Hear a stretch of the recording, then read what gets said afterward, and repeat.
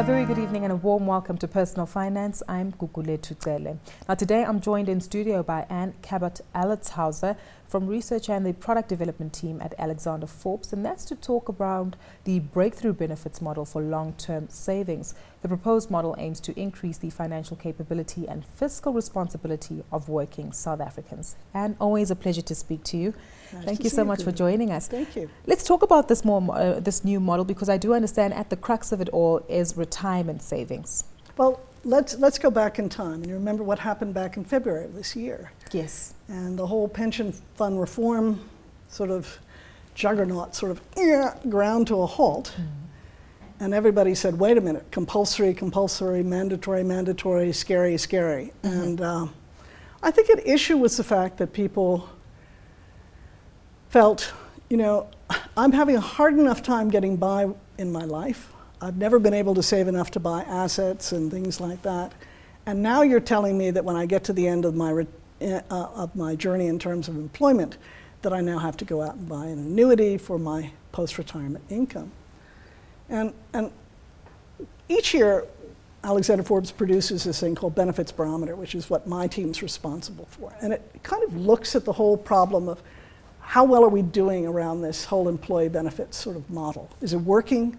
Are people, and retirement savings is of course the central issue, because as you move from defined benefit to defined contribution, as you move from standalone funds to, you know, these umbrella funds, the people that are guiding the governance are boards of trustees, management committees, and their legal ambit is to focus on retirement savings. Correct. So if everything's focused on retirement savings, and people are saying, wait a minute, I can't even get through till tomorrow, who's taking care of that whole middle journey? And I think that's why government stopped and said, okay, we've got to figure out how do we handle this sort of impasse here. And I think that's what led to this concept that we've been sort of working on. It really, you know, it kind of bothered me constantly as to who was it that decreed that the most important long-term savings, and we all believe in long-term savings, but why is the most important one retirement savings? Why isn't it education or buying a home or, you know, some other element that is part of your everyday life, your health? Why is it retirement savings gets such a primary focus? And I think that's where it started, and we started looking around the world to see how other countries had handled this situation. And we stumbled across the Singapore model, which is a fascinating, fascinating concept. And that's what really got this edition of Benefits Barometer, you know, all fired up. Because it basically said, if you don't want to create a welfare state, and I don't think we really want to go down that road, then what you really need to do is to give people the ammunition, the wherewithal to become fiscally responsible. How do we do that in a manner which is correct? Because as you say, we don't want to become a welfare state, so I would think forcing people to save would be the right way to go, hence the retirement reform. Absolutely, absolutely. So Singapore is all for compulsory savings, but what's the resistance to retirement forms? It wasn't so much compulsion per se, it was compulsion to save for retirement annuity. The lack of options. And so what Singapore said is, the way to keep people engaged, the way people to buy into compulsory savings is allow them to save for things that are meaningful to them, like education of their children or themselves, or housing. Actually, the number one focus in Singapore at that time, and this is back in 1965 that they started this, is a 40-year experiment that has been working incredibly well. And housing was the number one issue back then, because at that point, Singapore was a swamp. Nobody had any idea what it would become economically. But when you look at the ability to say to somebody, you have to save, but I'll let you determine what you and your family need most. And here are the areas that you can use your savings for. You can use it for education, you can use it for housing, you can use it for health, you can use it for risk, you know, your protections. And by the way, we're not forgetting retirement. So you have to save for at least a minimum amount so that you don't become a ward of the state. But does it really matter to somebody that they only get a replacement ratio of, say, 50% at the end of it if they've also educated their children, or they've got a house, or something like that? So that's what fascinated us about the model.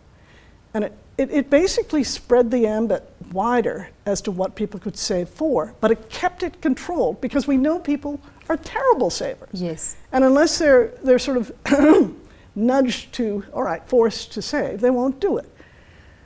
The incredible thing, if I told you how much they actually saved there of their income, you'd probably have a heart attack. But it's... I think 50%. Well, it's actually less, it's 40%. But if you sat down and you calculated how much you spend out of your income on housing, on education, on savings, all of those things, you're easily above 40 or 50%. So here was the other good news about the whole thing. What we also discovered is that when we did the modeling, because we realized one of the important things is, and you'll have seen people over the years stand up and say, actually, you can save for housing first, then start saving again for retirement savings right afterwards, and you'll still make it. So we started to experiment with that idea and model it, and we realized that if you ask somebody to start saving now, the way we do in the financial services industry, you want retirement, you start now. Life, exactly. If you want a house, you start saving now. You want education for your children, you start now. If you do that, you'll blow yourself up. There's no way we can possibly do all of that at one time.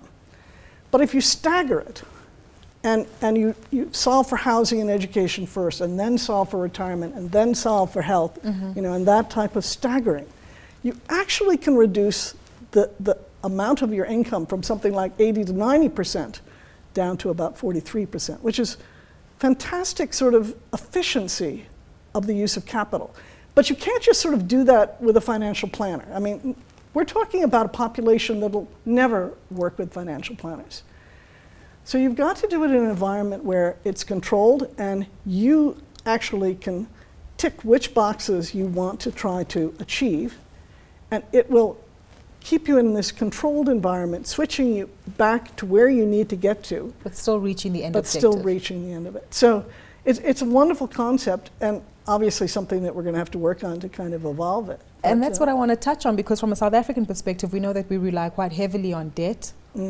And that's also what I want to figure out is how do we ensure that we work according to this model, but not and taking away instead that over-reliance on debt from consumers. And our tax-free savings accounts, the first step to get there, because those were also recently launched despite the slow pickup.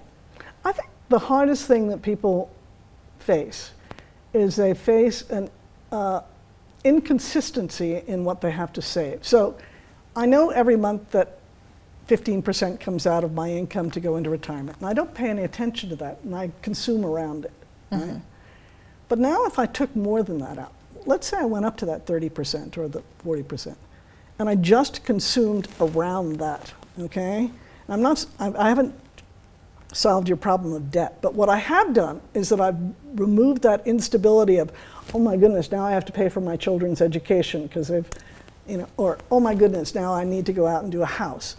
So you've tried to keep control over the unpredictability of savings needs. And that's what often will tip people into debt problems, is trying to solve for things that they hadn't properly planned for.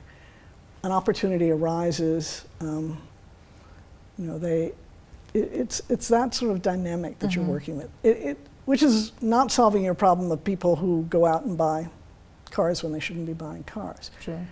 But at least you're starting a dialogue, and that dialogue leads to a level of fiscal accountability and responsibility. And the powerful thing about the Singapore model is that Singapore now has the #1 financial literacy in the world. Goodness. So getting people to sort of engage with their savings is the way that you start teaching them the importance. And it's like putting training wheels onto the process. When we were doing this project, we worked with a group of young, I won't say kids because they were young adults, Rethink Africa, and they're a group of young development economists that come out of some of the WITS graduate programs in development economics.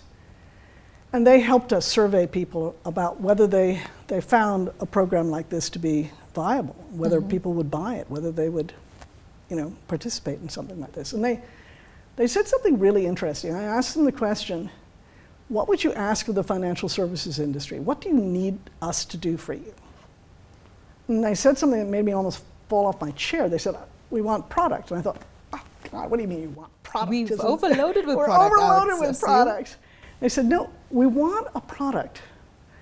These kids I met when we were talking on a radio show about black tax. And they said, you know what happens to us? We come home from our jobs. We're the first people that have gotten through the educational system and with glory. And bring that paycheck home, and we're splitting it, our grandparents, our parents, our siblings. True. We need a product that says, I need to figure out how I can get from that situation to a point where I have my own home. Now understand, that's not just a question of sitting down and saying, how much do you need to save to buy a home? That is, how do I also solve all the problems with all the other people I'm responsible for? So they're also financially independent. So it's a holistic problem. And I found that such a fascinating perspective on what they meant by a product. So they wanted a product that would teach you how to get from point A to point B within a time frame that they could work with and commit to. That would solve a much more holistic problem. And that's the kind of thing that I'm really fascinated in. And that's what Benefits Barometer is trying to talk about, is those sort of changes in thinking around how do we do this. Exactly. But we need the employer. Because to participate in the conversation. We need the employer, because that's the way that you'll get in to have the conversation. So the employer says, I'm going to make those benefits available to my employees. I want them to be financially stable during their journey, not just at retirement. I want to make sure they've got emergency savings funds, compulsory. I want to make sure that if they have housing, I've got a system for them to have housing. I want to make sure if they want to educate, I've got a system, because I don't want them clogging up my HR department. Exactly. And thank you so much for your time. Unfortunately, we've run out of time. Goodness, where does the time go? But I take it for those who are interested in reading up on the Benefits Barometer, they can do so. It's well, available. It comes out, it'll be on our website, www.alexanderforbes.co.za, and it'll probably be on there by about next week. Perfect. Next week, the 18th. We'll definitely make sure that our viewers get their hands on that. Unfortunately, we have run out of time, but a fantastic conversation, which is certainly changing the financial services industry. A big thank you once more to Anne Cabot-Alletzhauser from the Research and Product Development team at Alexander Forbes for joining us this evening. Remember, we want to hear your views, and you can get in touch and share your thoughts with us on rethinking the financial services industry and methods of saving, that is. And you can tweet at CNBC Africa using the hashtag Finance410, or to myself at Gugulethu. Until next time, it's goodbye for now.